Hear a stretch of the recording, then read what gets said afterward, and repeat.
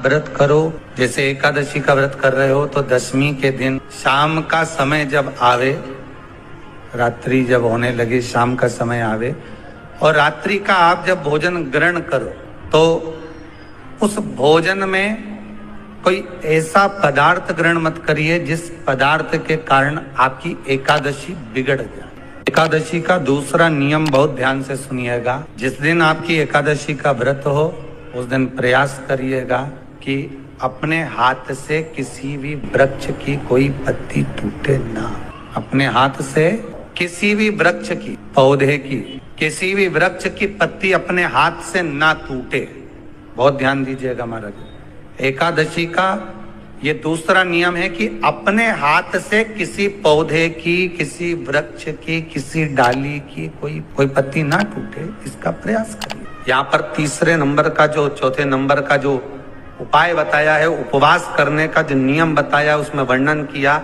एकादशी के दिन अगर आपका व्रत है तो आप भूलवश भी डब्बे में रखी हुई रोटी गाय को ना देते हुए कुछ थोड़ा सा फलहार, कोई केला, कोई सेब, जो आप खाते हो, अंगूर, पपीता, जो आप ग्रहण कर रहे हो, उसका थोड़ा सा भाग आप गाय को प्रदान। रोटी ही दी है, डब्बे में से निकाल के ले गई, गाय आई है, रोटी देना, देव मना नहीं।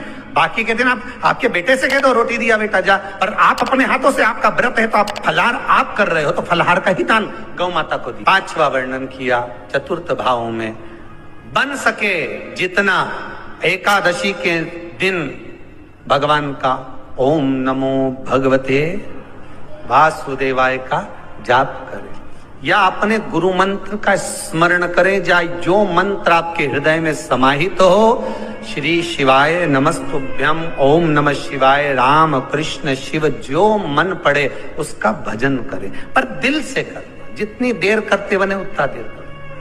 माला पकड़ने की भी जरूरत नहीं कि माला पकड़ के बैठता हूं तो घट की जिब्या से जप लो नहीं, जी वही उतना में पूरा हो जाए। पांचवा नियम कहा, जिस दिन आपका व्रत रहे किसी निंदक से बात, निंदक जानते हो, भाई दूज के दिन, दिवाली की जो भाई दूज होती है ना, होली दिवाली की जो दूज होती है, उनमें ऐसा गोबर का भाई दूज बनाते हैं और पास में एक चुगलखोर भी बना है और चुगलखोर के ऊपर ऐसा भाटा धर दे, एक पत्थर। अब तुम्हारे उधर रखे कि नहीं रखे हमें नहीं मालूम रहे हो, जितने आस्था पे सुन रहे हो, पर हमारे इधर तो ऐसा रहता है, गोबर का भाई बहन बनाए और उसकी पूजन करे, उसके पास में गोबर का चुगल चोर भी बनाया, उसके ऊपर बाटा था। कथा वर्णन कर रही है, निंदक से बात ना करें।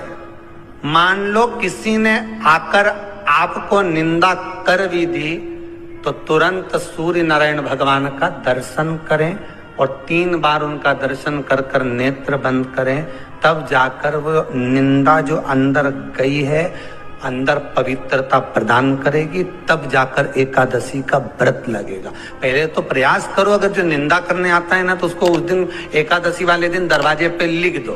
फिर कहा जीव की हत्या ना करे, अगला नियम है, अपने द्वारा जीव की हत्या ना हो, प्रयास करना, किसी को कष्ट ना हो। 18 नियम में से एक नियम और, प्रयास करिएगा एकादशी जब भी करें तो द्वादशी से जुड़ी हुई करें, दशमी से जुड़ी हुई एकादशी कम करें। जो वैष्णवों की एकादशी कौन सी होती है? जो एकादशी द्वादशी से जुड़ी हो, दशमी से नहीं। दशमी से जुड़ी हुई एकादशी व्रत कहलाती है, द्वादशी से जुड़ी हुई एकादशी पुण्य फल प्रदान कर कर वैष्णवों को भगवान के चरण में छोड़ आती है, इसलिए एकादशी द्वादशी से जुड़ी हुई। फिर अगला वर्णन किया गया महाराज, शास्त्र कहता है, अगला वर्णन जो किया गया उसमें बताया, प्रयास करें जिस दिन एकादशी हो उस दिन घर में बुआरी, झाड़ू आदि जो लगती है वो दूसरा लगाएं। क्यों? उसका वर्णन है, अगर आप बुआरी लगाएंगे, झाड़ू लगाएंगे, पोछा लगाएंगे तो हो सकता है कोई जीव आपके हाथ के द्वारा मर जाए। सारे व्रतों में केवल एक व्रत ऐसा होता है एकादशी का जिसका उद्यापन पहली एकादशी पर भी कर सकते। सारे उद्यापन में केवल एक उद्यापन ऐसा होता है, सारे व्रतों में एक व्रत का उद्यापन ऐसा होता है, वो है एकादशी का। ये जरूरी नहीं कि 26 पूरी होगी तभी तुम करोगे, या तो पहली में ही कर लो या फिर 26 पूरी हो तब कर। पर उद्यापन, अगर तुमको ऐसा लगे कि हाँ मैं अभी तो जीऊंगी हो, अभी तुम्हारा बाल भी धोला नहीं हुआ, तुमको ऐसा लगे तो अभी तो मैं तो बढ़िया, तो पहली पर करने से क्या फल मिलेगा?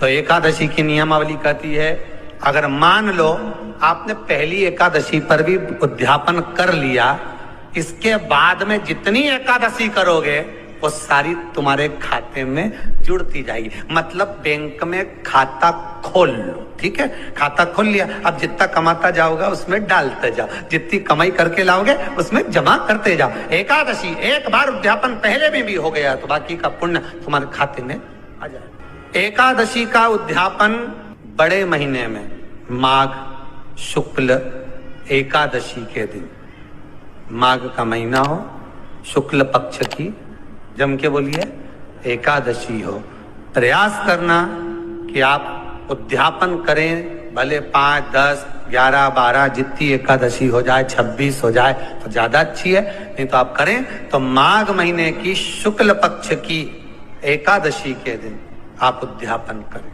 प्रयास बड़े महीने के अंतर्गत जो उद्यापन, हाँ चतुर्मास के अंतर्गत उद्यापन नहीं होता एकादशी का, बहुत ध्यान दीजिएगा। सावन भादो कुंवर कार्तिक जो 4 महीना होते हैं भगवान के शयन करने के, इसके अंतर्गत एकादशी का उद्यापन नहीं होता और इसके अंतर्गत उद्यापन करना भी नहीं चाहिए।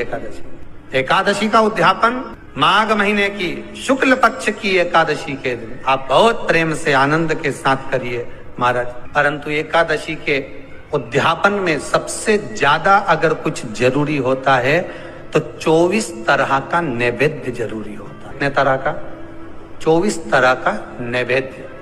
अब आप कहोगे गुरुजी उद्यापन हम कर रहे हैं एकादशी का, तो उसमें तो फलहार का हमें नैवेद्य बनाना चाहिए। तो फिर ये पुराण के अंतर्गत स्कंद पुराण में ये चीज लिखी है कि एकादशी का जब उद्यापन करते हैं तो 24 तरह का नैवेद्य बनाकर सिद्ध करते हैं। 24 तरह का नैवेद्य जान रख लेना, हलवा बना लो, खीर बना लो, पूड़ी बना लो, सब्जी बना लो, पकौड़ा बना लो, भजिया बना लो, ऐसे 24 तरह का नैवेद्य अलग अलग चाहिए। पर लोग क्या करते हैं, खोपरा पाक बनवा लेते हैं 1-2 किलो और 24 जगह रख देते हैं। 24 तरह का नैवेद्य रख। एकादशी के दिन भगवान का पूजन का पूरी तैयारी कर कर, मंडल आदि बनवाकर, विद्वान ब्राह्मण को बुलाकर, कर्मकांडी ब्राह्मण को बुलाकर, जो भगवत सेवा में एकादशी का उद्यापन कराए, उन ब्राह्मण के चरणों को नमन कर कर, प्रणाम कर कर एकादशी का पूजन करवाइए और उस मंडल की पूजन कराकर हवन द्वादशी को कराइए। जितने आस्था चैनल पर कथा सुन रहे हो, जितने फेसबुक और यूट्यूब पर सुन रहे हो, बहुत सावधानी से सुनना। 2 बार पशुपति व्रत कर लिए आपने, ये कर लिया आपने, प्रदोष कर लिया आपने, सोमवार कर लिया आपने, सारे अनुष्ठान कर लिए, बहुत सारे उपाय भी करे, तो शुक्रवार के दिन अगर शंकर के मंदिर में जल चढ़ाया जाए तो नारी का अखंड सौभाग्य होता है। जो महापुराण में, स्कंद पुराण में, नर्मदा पुराण में, भविष्य पुराण में, अग्नि पुराण में, नारद पुराण में, बरहा पुराण में, वामन पुराण में जितनी चीजें लिखी गई है, एक एक प्रैक्टिकल कर देखो। भगवान थोड़ी ना कहेगा कि तू मेरे पास में आए तो मैं चरण की रज लेकर जा।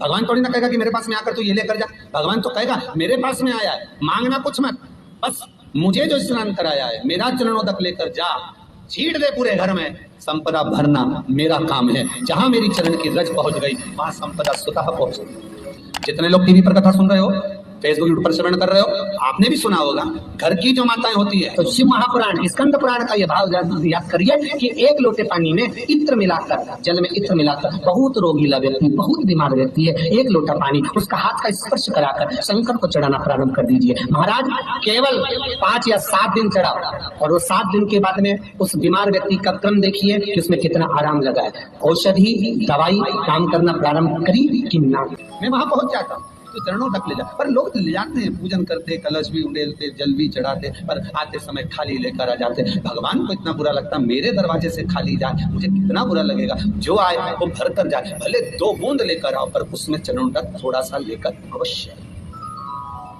हमारी माताएं बड़ी प्रेम से कहती हैं, आप लोगों के मन में भी ये बात जरूर होगा, 3 तरह का जल शिव को समर्पित होता है। जितने लोग टीवी पर कथा सुन रहे हो, फेसबुक यूट्यूब पर श्रवण कर रहे हो, आपने भी सुना होगा घर की जो माताएं होती है, कभी भी घर का रसोई घर का बर्तन जिसमें सब्जी बनाई है, 50 लोग अगर जिम नहीं आ रहे हैं और कह दिया आज का निमंत्रण है, 50 लोगों का पार्टी है, ये है वो है, सुहागिल है या ब्राह्मण भोज है, तो वो जो खीर का पात्र होगा, जो बर्तन होगा, जो सब्जी का पात्र होगा, माँ उसको खाली जल्दी नहीं करती है। भले उसमें सब्जी थोड़ी ना थोड़ी पड़ी रहने देगी, जब तक सब जिम कर नहीं चले जाएंगे तब तक उसमें पटक कर रखेगी। क्यों? क्योंकि उसमें उसकी बरकत है। उसी तरह जल चढ़ाने के बाद हम जब लेकर आते हैं पात्र के अंदर, ये उसमें उसकी बरकत है। गर्ग संहिता में दूसरी चीज कही, उसको भी समझ लीजिए।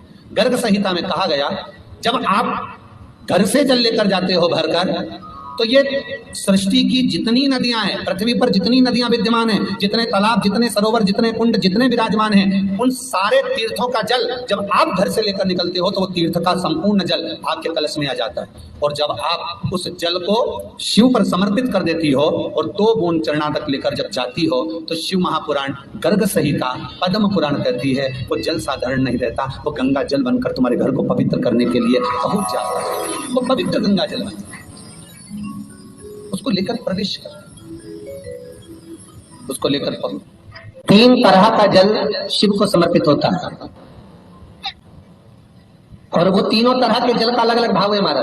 पहला जल सादा, घर से पानी लेकर गए, जल लेकर गए, शंकर को चढ़ाया, वो हमने घर का अपना एड्रेस बता दिया, भगवान शिव को जल चढ़ाकर अपने आनंद के लिए शंकर से कुछ प्राप्त कर लिया। दूसरा जल, जल के कलश में थोड़ा सा इत्र डालकर शंकर को जब समर्पित करते हैं, तो महाराज घर में अगर कोई व्यक्ति बहुत रोगीला है, बहुत रोगीला,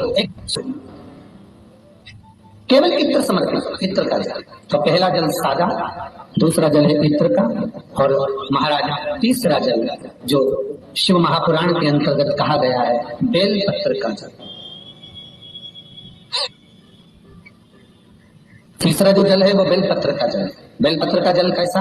तो महाराज शिव महापुराण की कथा कहती है कि जल के पात्र में एक बेलपत्र अंदर डालकर उस जल के पात्र को ले जाकर शिव को समर्पित करना, अर्थात अपनी मन की कामना भगवान शंकर से कह देना, केवल बेलपत्र के माध्यम। बोलना नहीं है हमको, कुछ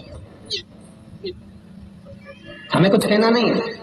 3 तरह का जल का जो व्याख्यान वर्णन किया गया, एक सादा जल जो भगवान को कहा, आपने अपना एड्रेस बता दिया, आपने अपने मन का भाव बता दिया। इत्र का जो जल चढ़ाया गया वो केवल रोग मुक्ति के लिए चढ़ाया गया। और तीसरा बेलपत्र, अगर उस जल में एक बेलपत्र भी पड़ी हुई है और वो बेलपत्र पड़ा हुआ जल आप जिस भाव से चढ़ा रहे हो, जिस कामना से चढ़ा रहे हो, शंकर वो कामना आपकी पूर्ण कर उनके लिए ये कथा कर रही। पितरों की 3 बेटियां, तीनों से गलती हो गई। आप शिव मंदिर में जाएं, कोई गलती ना हो, जल चढ़ाएं, मना नहीं, छींटा ना लगे, धीरे धीरे चढ़ाइए। और एक बात अच्छे से ध्यान में रखिएगा, शिव मंदिर से जब भी वापिस आए जल चढ़ाकर अपना फर्ज पूरा अदा कर। फर्ज से मतलब जब शिव मंदिर से वापिस आए, जो पत्ती, बेलपत्री, फूल शिवजी पे चढ़े थे वो नीचे शिवलिंग पे से नीचे गिर गए हो। एक शिवलिंग रखा है लाना, मिट्टी वाला, नहीं इधर में कथा चल रही, थोड़ा ध्यान से सुन। तो आप लोग जो पशुपति व्रत कर रहे हो या कोई भी उपास करते हो, कई लोग कहते हैं हमने करा नहीं हुआ। क्यों नहीं हुआ? उसमें हमारी गलतियों को मिटाएं। ये देखिए, अब जैसे ये शिवलिंग रखा है, आपने जल चढ़ाया, अब जल आप यहां से चढ़ा रहे हो तो धीरे धीरे धीरे धीरे चढ़ाएं, जिससे छींटे बाहर ना, यहां तक छींटे रहे ना, जलाधारी तक चलेगा, बाहर ना गिरे। और एक बात का स्मरण रहे, यदि बेलपत्री, फूल, पत्ती जल चढ़ाने के बाद ये सब अगर नीचे गिर जाए, जलाधारी पर गिर गया या नीचे उतर गया, तुम्हारा पूरा जल चढ़ जाए, तुम्हारे पास में चंदन नहीं है, अबीर नहीं है, गुलाल नहीं है, कुछ भी नहीं हो, तो भी अपने हाथ की 3 उंगलियों से रेखा 3 खींचकर और फिर जो माला आदिकादिक भगवान की रखी थी उसी से भगवान का वापिस पूरा श्रृंगार कर कर फिर वापिस आइए, भगवान को पूर्ण श्रृंगार।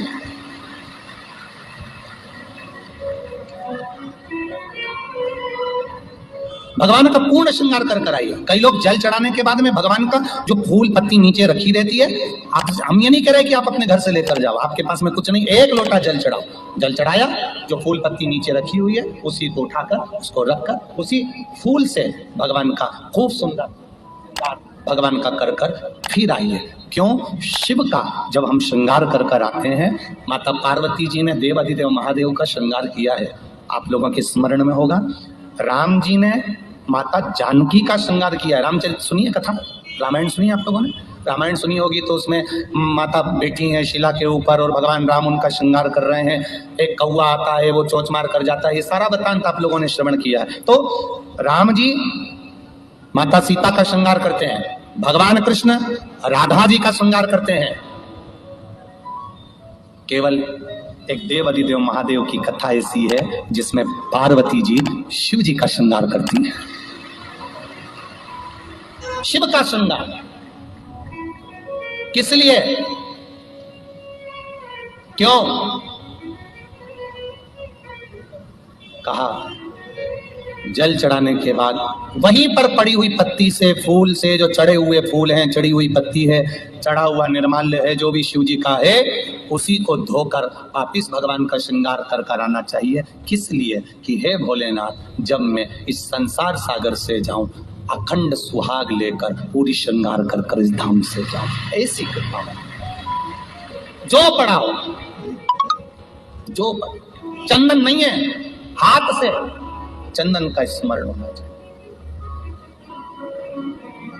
नहीं है हमारे पास लगाने को रोली, मौली, चंदन, जो भी आपके पास में, अबीर गुलाल नहीं, अपने मन का गुलाल लगाइए, अपने मन का, ऐसे दिल से रिझाने का प्रयास। ले जाओ, ले दिल से चढ़ाइए। और जब भाव से, दिल से आप आनंद के साथ देवाधिदेव महादेव का आप पूजन करो, उसमें गलती ना हो, गलती